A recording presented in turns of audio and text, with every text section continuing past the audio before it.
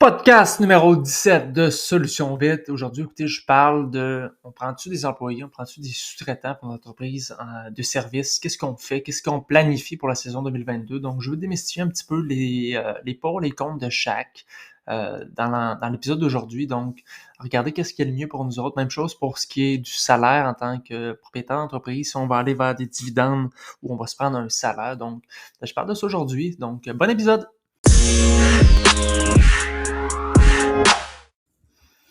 Alors bonjour à tous, aujourd'hui on va parler du type d'employé qu'on peut avoir dans notre entreprise, donc la sous-traitance versus l'employé plus officiel, les pour et les contre de chaque, qu'est-ce que peut-être on veut planifier pour notre saison 2022, quelle avenue on veut prendre, donc je vais démystifier un petit peu les deux, euh, donc en rentrant un petit peu en détail par rapport à, premièrement, la sous-traitance. Qu'est-ce que c'est ça? C'est que c'est pas un employé qui est propre à chez nous, donc c'est quelqu'un qui va être à l'externe.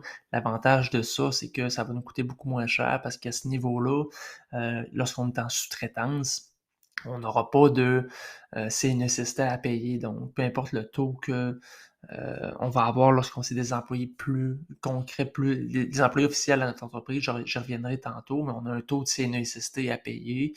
Euh, En lien vraiment avec ce qu'on fait. Donc, c'est vraiment différent de tout le monde, mais ça peut jouer dans du 2 à 5% là, principalement par tranche de 100$ lorsque c'est un employé officiel parce que justement, il est couvert par la nécessité, s'il y a une blessure, peu importe, c'est quelque chose qu'on doit payer. Donc, le sous-traitant va nous coûter beaucoup moins cher.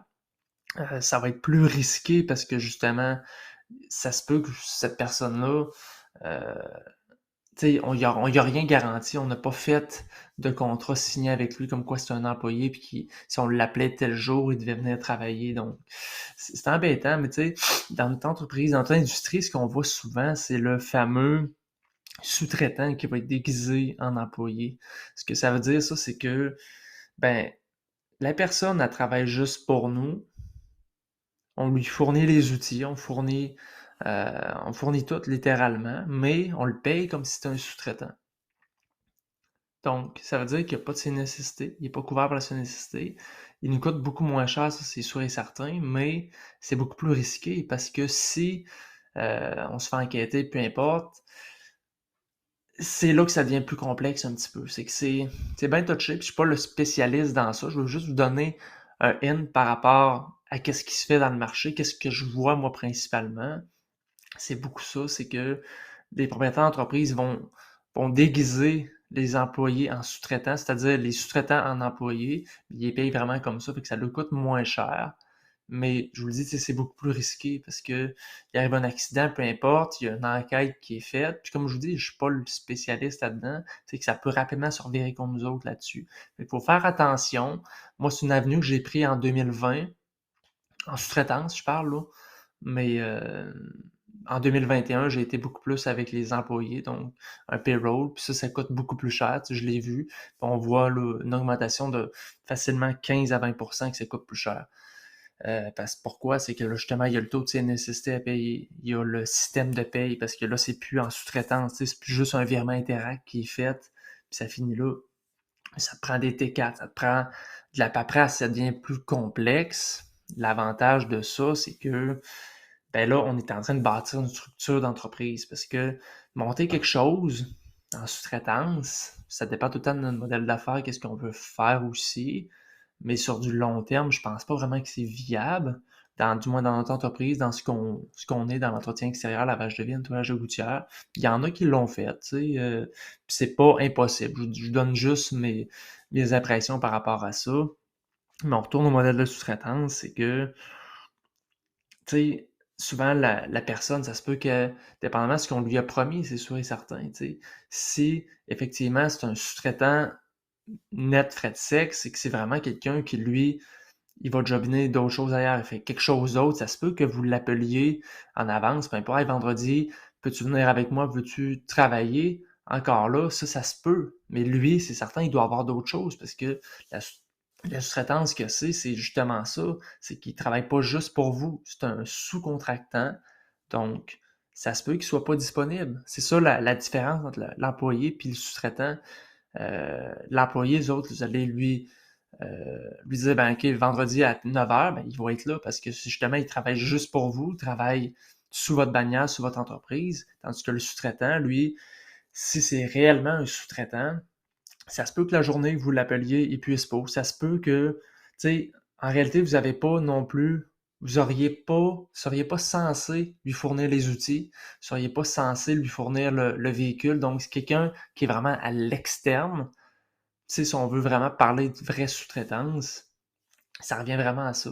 Donc, on peut pas fournir les outils, on peut pas fournir le déplacement, on peut pas fournir, tu sais, de linge en réalité. C'est pas quelqu'un qui est supposé porter votre gilet d'entreprise puis de tout le temps travailler 5 jours semaine pour vous autres, puis d'avoir la limite 140 heures, tu sais.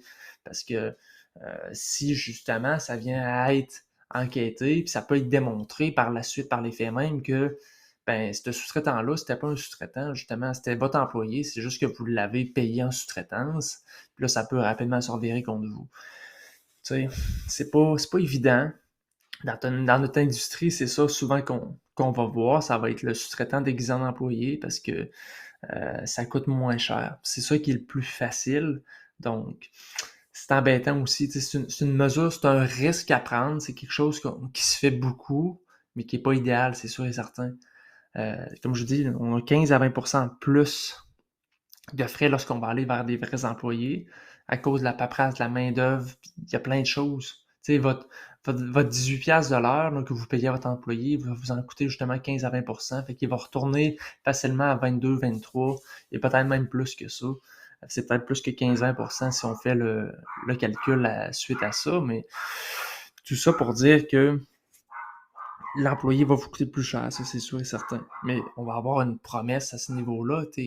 On va dire à notre employé, je vous garantis justement 30 heures, 40 heures. Ça, c'est plus facile là-dessus parce que justement, on va lui faire des promesses. Puis c'est là que ça devient intéressant si on a justement on a les ressources pour le payer. Puis c'est là qu'on bâtit la culture d'entreprise. On bâtit plein d'autres choses en même temps versus la sous-traitance. C'est pas évident pantoute là-dessus, c'est que c'est quelqu'un qui est à l'externe, ça peut faire en attendant, mais sur le long terme, c'est vraiment pas idéal. Donc, c'est à vous de penser un petit peu vers où vous voulez vous jeter par rapport à ça, mais c'est les deux principales là, qu'on va voir là, dans le type d'entreprise dans lequel on est, la sous-traitance versus l'employé officiel. Puis, il n'y en a pas un meilleur que l'autre, c'est sûr, comme je vous dis, l'employé officiel vous coûte beaucoup plus cher. Il y a moins de risques, c'est sûr et certain, parce que là, vous allez avoir la CNSST, il va être couvert s'il y a un accident, s'il y a plein de choses qui arrivent, puis c'est votre employé à vous, donc vous allez pouvoir déterminer, OK, ben le vendredi à 9h, tu rentres. On a un peu plus de marge de manœuvre là-dessus. Oui, ça coûte plus cher, mais je vais pas m'en dire que c'est le coût à payer, justement, pour jouer dans cette cour-là. Ça coûte plus cher, oui, mais on a un peu plus de manage, un peu plus de leverage là-dessus sur l'employé. Puis pour lui, justement, si on lui a promis un 30 heures, un 40 heures, ben, on sait qu'il va pas aller sur virée de base si justement on le traite bien, la job est bien est le fun. Puis, tu sais, côté culture d'entreprise, je pense que c'est l'avantage, c'est que il va rester chez nous. C'est pas un sous-traitant qui cherche juste à hostler de l'argent, tu sais, que bon, je vais venir telle journée ou l'autre, je fais pas. Tu sais, ça peut nous créer d'autres problèmes, ça, parce que, OK, vendredi, tu dis à ton sous-traitant, ben, viens avec moi ou viens me trouver au bureau, puis après ça, là, du coup, on part, on fait une journée ensemble. Tu sais, il n'est pas dit que la personne va pas se virer de bord le jeudi soir, vous texter, vous dire, ah, je peux pas vendredi ou même le matin même. Versus l'employé, tu sais, si on a vraiment concrètement déterminer ses besoins, s'il y a besoin de 30 heures, 40 heures semaine, ben, tu sais, c'est vraiment ça que je vous suggère, c'est d'aller vers la route employée plus que la route sous-traitance, dépendamment tout le temps de vos besoins. Ça coûte plus cher, c'est sûr, mais il faut le budgéter, il faut le préparer. Tu sais, il va arriver des fois où justement, vous avez dit à votre employé, regarde, c'est 30 heures par semaine, vous arrivez, vous faites vos chiffres, ça va juste être 25 heures cette semaine. Là, il faut se dire, OK, ce 5 heures-là, je fais faire quoi? C'est ça qui est embêtant, mais tu sais, justement, là, on figure out, le rendu là. À la limite, c'est que c'est un 5 heures que, oui, effectivement, il ne travaillera pas. Il ne fera pas de job qui va vous rapporter de l'argent à l'entreprise, mais ça peut être, mettons, peu importe ce qu'on va avoir déterminé pour lui. Ça peut être justement faire du rangement dans le camion. Ça peut être de faire d'autres choses mais tu sais, vous lui avez promis un 30 heures, fait que vous allez le payer un 30 heures, même s'il en travaille juste 25 en termes de revenus. C'est ça la réalité de l'employé, tu sais. C'est cette promesse-là qu'on fait. Puis pour lui, c'est un saut de sécurité aussi, parce que justement, il y a cette garantie-là qu'à chaque semaine, il va avoir un 30 heures payé. Fait que, tu sais, culture d'entreprise long terme, je pense que c'est le plus intéressant d'aller vers cette avenue-là. Puis c'est celle-là que je vais vous suggérer aussi. Fait qu'il faut vraiment juste faire attention aussi, comme je dis, du sous-traitant qui va être déguisé en employé, parce que ça peut rapidement se revirer contre vous. Tu sais, je connais pas d'histoire qui est arrivée, mais légalement, sur papier, je pense que c'est quelque chose qui se peut. Fait qu'il faut juste faire attention là-dessus. On n'est jamais couvert, comme je dis, on peut rouler sans assurance aussi, mais c'est pas quelque chose que je recommande. Parce que c'est tout le temps une question de prévision, de prévention. On peut le faire, mais il suffit d'une journée, d'une bad luck qui arrive, puis ça fuck up tout. Fait que, tu sais, oui, ça coûte cher. Comme je vous dis, c'est la même chose pour ce qui est carte de crédit, tout ce qui est des frais, peu importe, va prendre l'argent en dessous de la table. Faites-le payer au client, le surplus, tu sais. Oui, un 15 à 20% que ça coûte plus cher. Ben, c'est de le budgéter, c'est de monter nos prix un petit peu, c'est de level up tout, c'est pas de vouloir être le moins cher. Tu sais, je vois souvent dans l'entreprise, puis c'est malheureux, c'est que il va y avoir la fameuse on est le prix, on est les moins chers en ville, on est prix compétitif, on est les moins chers. Il y en a qui ils se font appeler, ils veulent closer 100% des calls. Fait que peu importe quoi, le client va dire ouais, je trouve ça un petit peu cher.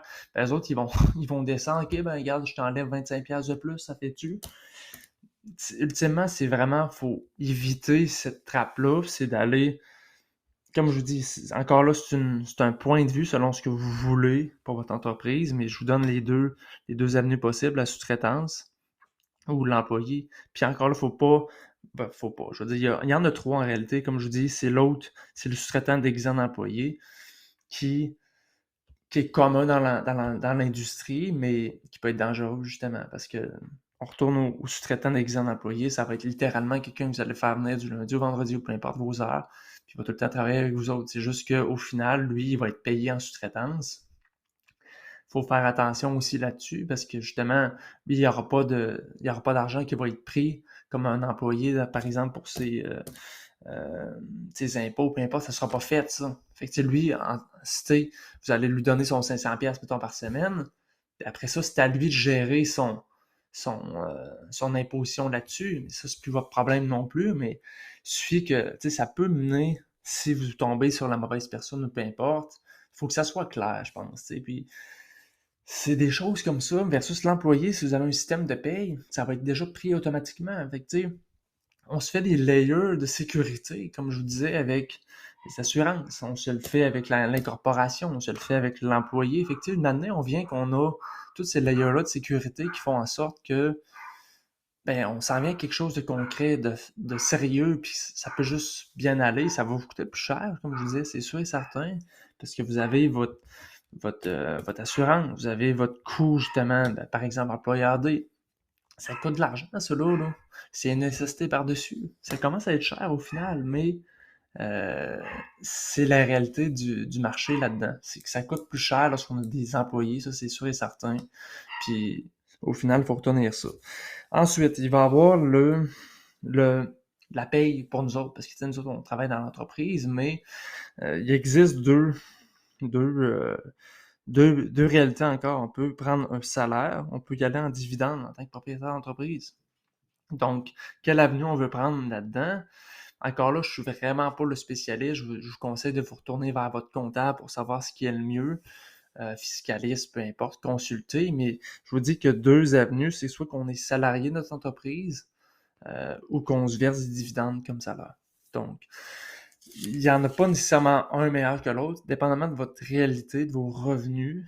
En termes d'imposition, ça va être quelque chose à considérer. Comme je vous dis, je ne peux pas vous donner la meilleure réponse là, parce que je ne connais pas vos chiffres. Mais ça va être de regarder avec votre comptable là-dessus. Lui, il va être capable de vous guider. Et vous pouvez lui dire, regarde, est-ce que c'est mieux que je me paye en dividende ou que je me paye en tant que salarié? Donc, ça, c'est les deux réalités. Mais moi, j'ai été longtemps à me dire, tu sais, je prends pas d'argent. Tu sais, on a cette fameuse Ce fameux thinking-là, ben, moi, je l'ai eu, à dire, ben, je réinvestis tout l'argent dans l'entreprise. Mais ce qui est dangereux de ça, c'est que on n'a pas nécessairement la réalité de, OK, euh, on voit l'argent qui reste dans l'entreprise. Là, oui, c'est beau, là, ça monte, ça monte, ça monte, mais il faut aussi visualiser que si on se prendrait un salaire, ça serait quoi nos chiffres réels? Tu sais, parce qu'on fait ça simple, là.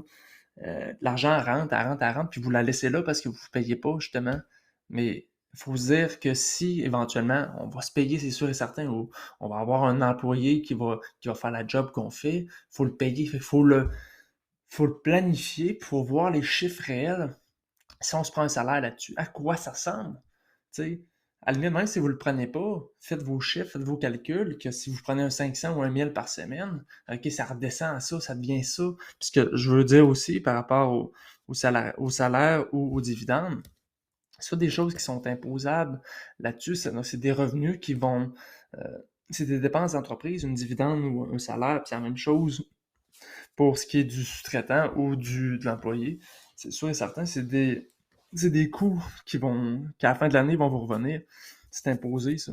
Fait que, ultimement, il faut, il faut planifier ça, justement. C'est ce que moi j'ai pour mon dire. Si t'es pas capable de te payer, tu sais, justement, c'est que tu as un problème.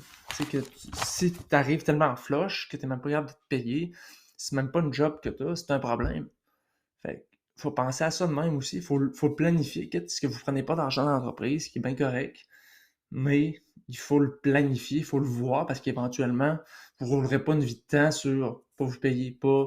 Vous comprenez ce que je veux dire? Fait que c'est pas évident pantoute, mais il faut justement le planifier.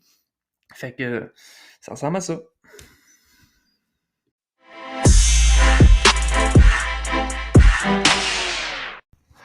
Alors, c'est ce qui conclut l'épisode 17 aujourd'hui sur les employés ou la sous-traitance. Donc, j'espère que ça vous permet de comprendre un petit peu mieux c'est quoi les deux réalités, peut-être prendre une décision pour la saison 2022. Ce qu'il faut retenir de ça, c'est que l'employé va coûter un 15 à 20% supplémentaire. Il va être plus de gestion, plus de paperasse, mais quand même, je le suggère, je le recommande si vous voulez bien sûr bâtir quelque chose de concret qui va durer dans le temps. C'est certain que le sous-traitant va être moins cher, va être plus risqué, peut vous créer plus de problèmes dans un futur lointain ou rapproché. Donc, il n'y a pas nécessairement de bonne réponse, c'est selon votre réalité à vous. Moi, je vous suggère quand même d'aller vers l'employé parce que pour le long terme, c'est ça qui va être plus bénéfique si on veut justement commencer à créer une culture d'entreprise, on veut bâtir quelque chose, on veut en avoir plusieurs éventuellement. Donc, c'est ce que je vous suggérerais. Encore une fois, si vous voulez faire des consultations one-on-one, venir un petit peu en privé avec moi, regarder, qu'on regarde vos chiffres, qu'on s'assoit, qu'on planifie un petit peu mieux peut-être votre saison 2022. Des fois, juste d'avoir un autre regard, un autre œil sur votre entreprise, ça peut vous débloquer certaines choses. N'hésitez pas à me contacter au info@solutionvite.com qu'on regarde ça ensemble. Bonne fin de journée!